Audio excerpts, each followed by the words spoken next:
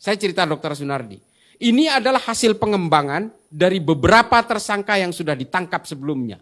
Bahkan nama dia disebut oleh Para Wijayanto, Ketua Umum Jamaah Islamiyah yang sudah ditangkap bertahun-tahun lalu. Dan disebut oleh beberapa tersangka lainnya. Dan beberapa orang yang akan ditangkap setelah ini berkaitan dengan Hilal Ahmar Society. Dia adalah Ketua Umum Hilal Ahmar Society. Tahu nggak Hilal Ahmar Society? Ini organisasi yang sudah dilarang oleh PBB, dilarang oleh Uni Eropa, dan beberapa negara seperti Trinidad Tobago, negara-negara di Amerika Selatan. Ini semua terjadi. Dan semua udah dilarang. Mengapa baru ditangkap sekarang padahal keterlibatannya sejak tahun 2015?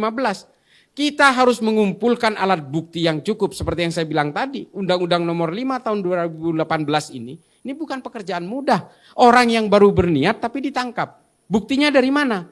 Itu yang harus kita kolek, harus kita generate.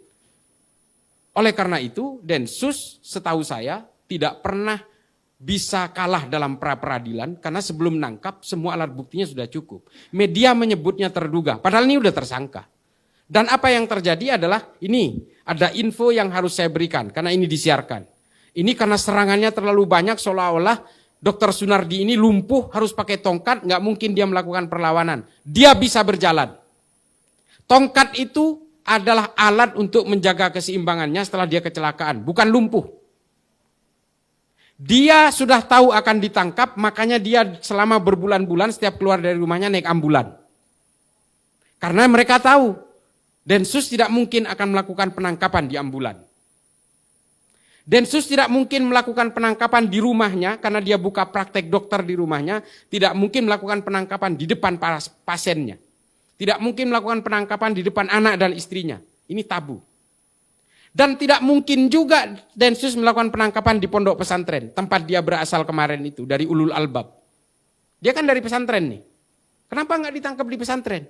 Itu standar operational procedure yang dipunyai oleh Densus. Tidak boleh melakukan penangkapan di lembaga pendidikan, di dalam rumah ibadah, di dalam ambulan sebagai paramedik.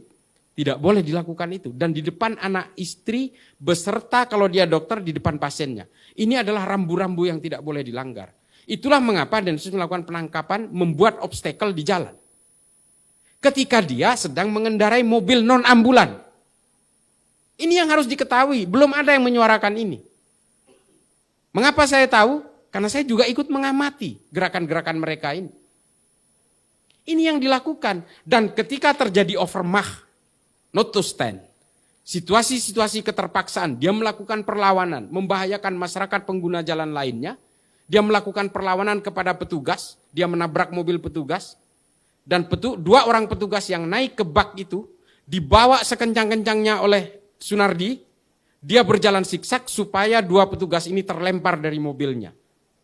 Dan betul, dua korban itu sampai sekarang dirawat di rumah sakit. Dalam situasi itu, petugas yang ada di atas sudah menggedor-gedor kap mobil itu supaya berhenti. Dan dia mengatakan ini polisi, melakukan tembakan peringatan. Dia tetap tidak mau berhenti.